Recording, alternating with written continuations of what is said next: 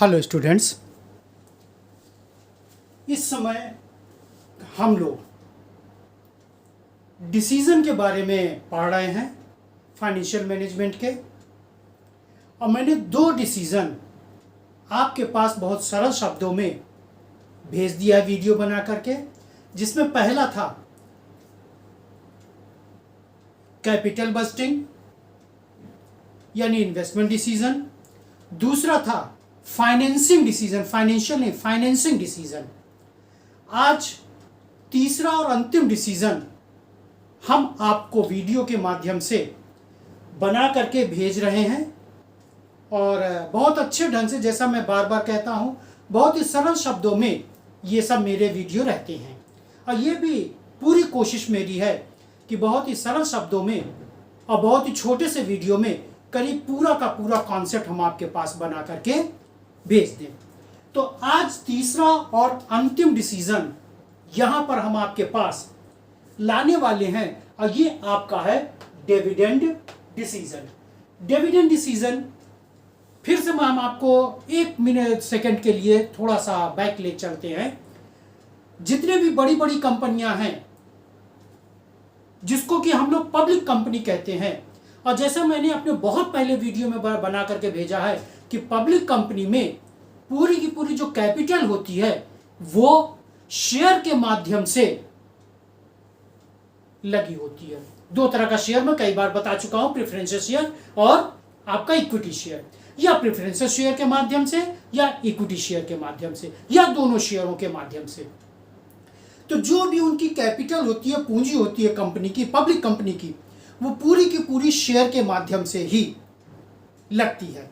और मैंने ये भी आप लोगों को बताया है, जो इक्विटी शेयर होल्डर्स होते हैं वही एक तरह से रियल ओनर माने जाते हैं। हालांकि सब लोग मैनेजमेंट की कंपनी में, वो कंपनी में पार्टिसिपेट नहीं कर पाते हैं, तो उसको पार्टिसिपेट करने के लिए मैनेजमेंट का कॉन्सेप्ट वहां पर पूरी की पूरी कंपनी को मैनेजमेंट अपना। तो यहां पर जो डिविडेंड डिसीजन है, जो भी व्यक्ति शेयर के माध्यम से पैसा पब्लिक कंपनी में लगाता है वो श्योर ये चाहता है कि साल के अंत में, एक फाइनेंशियल ईयर के अंत में हमको कुछ न कुछ उसका रिटर्न मिले। अब वो रिटर्न यहां पर डिविडेंड के रूप में शेयर होल्डर को मैनेजमेंट देता है। अब ये समस्या आती है कि जो भी प्रॉफिट हुआ है यानी लाभ हुआ है, पूरा का पूरा लाभ डिविडेंड के रूप में दे दिया जाए या लाभ का कुछ परसेंटेज दिया जाए। अगर परसेंटेज दिया जाए तो कितना, अगर पूरा डिविडेंड लाभ डिस्ट्रीब्यूट कर दिया जाए तो क्यों। कई तरह की समस्याएं सामने आती हैं। यहीं पर मैनेजमेंट और रियल ओनर यानी शेयर होल्डर के बीच में बैलेंस बनाना बहुत जरूरी है, क्योंकि जो भी व्यक्ति पैसा लगाएगा वो रिटर्न श्योर चाहेगा और ऐसा रिटर्न चाहेगा जिसको कि हेल्दी रिटर्न के रूप में हम और आप जानते हैं। हेल्दी रिटर्न की बात हो रही है, मैक्सिमम की बात नहीं हो रही, क्योंकि मैक्सिमम की कोई लिमिट डिसाइड नहीं है। एक हेल्दी रिटर्न के रूप में, एक प्रॉपर रिटर्न के रूप में हर शेयर होल्डर चाहता है।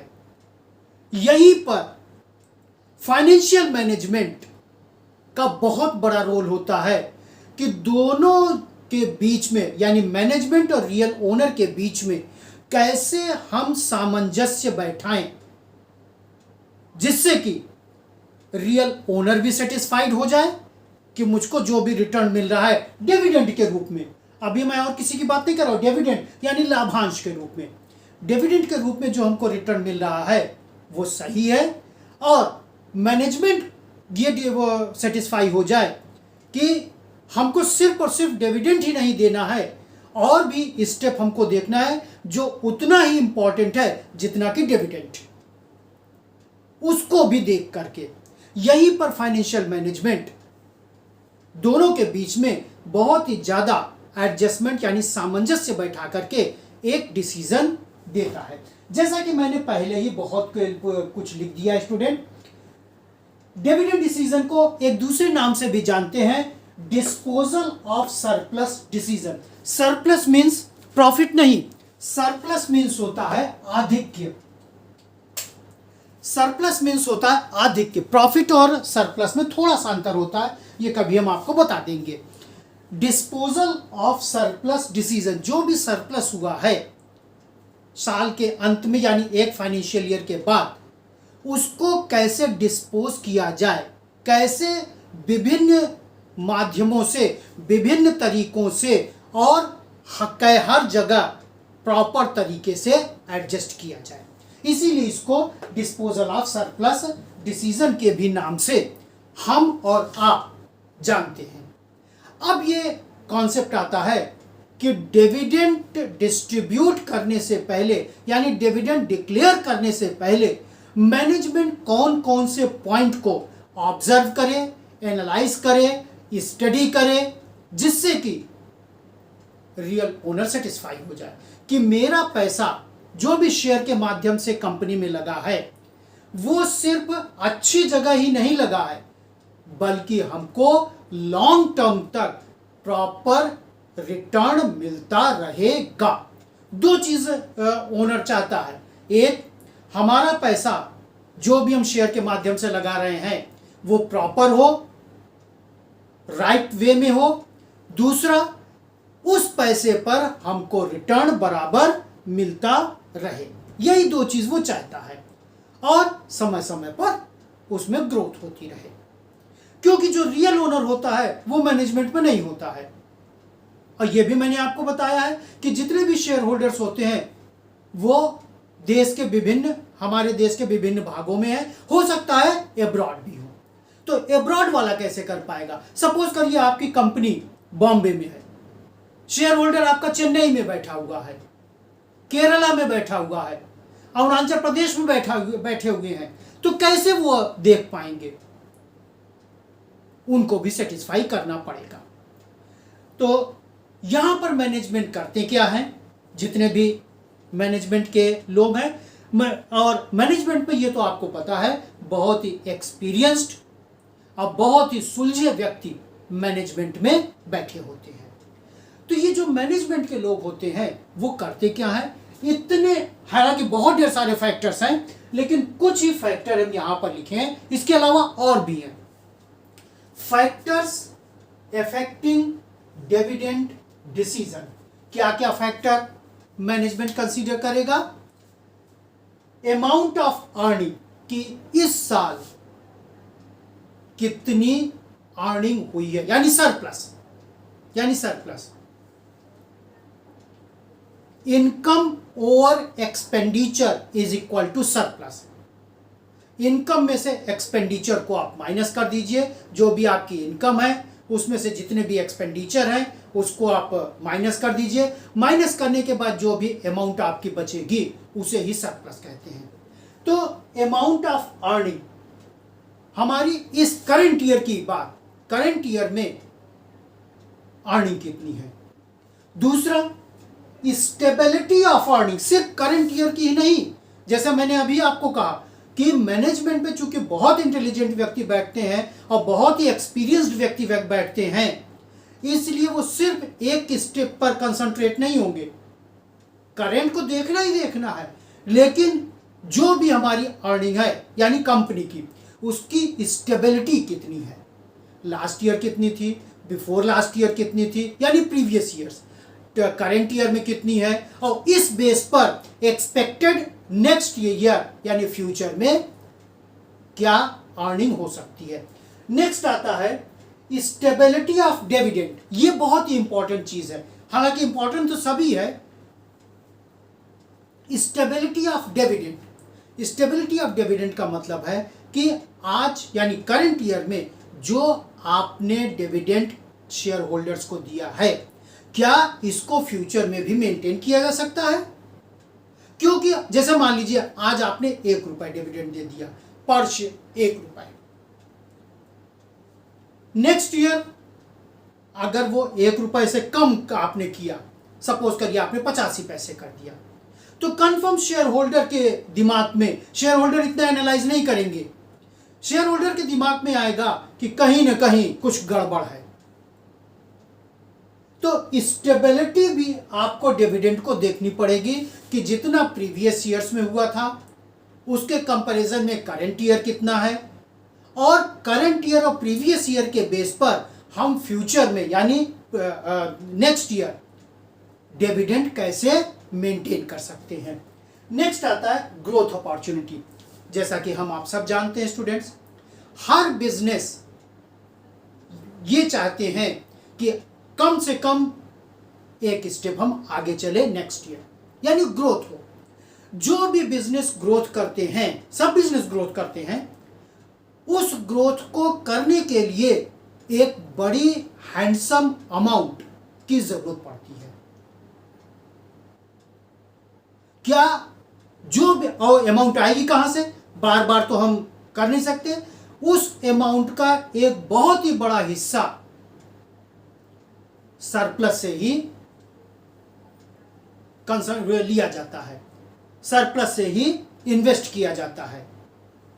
तो जो भी हम ग्रोथ है, और दूसरी चीज जैसा कि हम आप सब जानते हैं, पर डे टेक्नोलॉजी बदल रही है। अगर उस टेक्नोलॉजी के बेस पर हमारा ऑर्गेनाइजेशन नहीं है, आपका ऑर्गेनाइजेशन नहीं है, तो शायद हम कंपटीशन में बहुत ही पीछे चलते चले जाएंगे।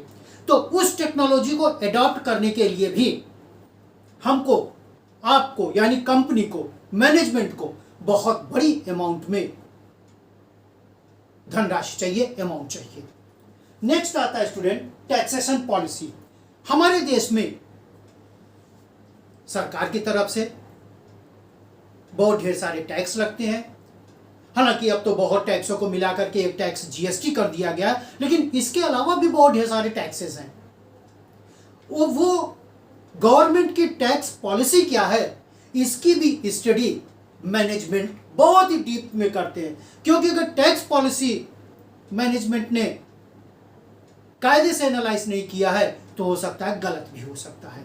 नेक्स्ट आता है स्टॉक मार्केट रिएक्शन। मैंने आपको बहुत पहले बताया था कि जो भी शेयर या डिवेंचर्स पब्लिक में जाते हैं वो डायरेक्ट पब्लिक में नहीं भेजे जा सकते हैं। इसको भेजने के लिए एक प्रॉपर तरीका हमारे भारतवर्ष में बनाया गया है, वो है स्टॉक एक्सचेंज, जिसको रेगुलेट करने के लिए, जैसे मैंने अपने पिछले वीडियो में बताया था, जिसको रेगुलेट करने के लिए 1992 में एक ऑर्गेनाइजेशन बनाया गया है, SEBI, security exchange board of India, जिसको शॉर्ट फॉर्म में कहते हैं सेबी। तो स्टॉक एक्सचेंज का रिएक्शन क्या है, यह भी एनालाइज करना पड़ेगा। नेक्स्ट आता है लीगल कंसंट्रेट्स।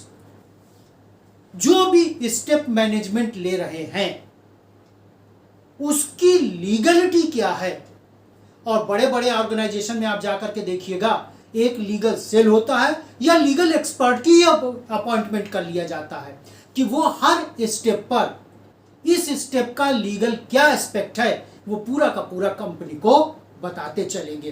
पास्ट में क्या था, प्रेजेंट में क्या है, और फ्यूचर में इसका क्या हो सकता है। तो यहाँ पर बहुत ही शॉर्ट फॉर्म में, हालांकि है तो बहुत बड़ा स्टूडेंट्स, लेकिन इतना मैंने आपको दे दिया है कि इसको पढ़ने के बाद आपको डिविडेंड डिसीजन, या जिसको कहते हैं डिस्पोजल ऑफ सरप्लस डिसीजन, इसको करने में, इसको पढ़ने में, इसको समझने में आपको कोई दिक्कत नहीं आएगी। आज ये तीनों डिसीजन मैंने इस वीडियो के माध्यम से कंप्लीट कर दिया।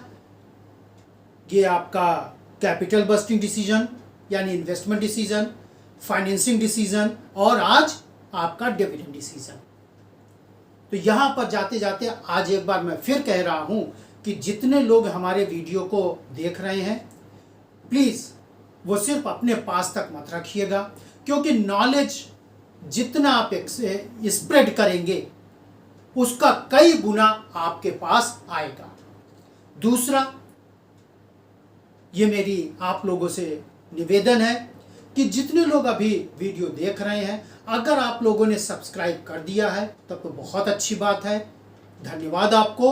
और अगर सब्सक्राइब नहीं किया है तो आप लोग सब्सक्राइब करके कमेंट जरूर लिखिएगा, क्योंकि कमेंट से ही हमको ये पता चल पाएगा कि आप और क्या चाहते हैं, क्या उस विषय में हम आपको कुछ दे सकते हैं। धन्यवाद स्टूडेंट्स।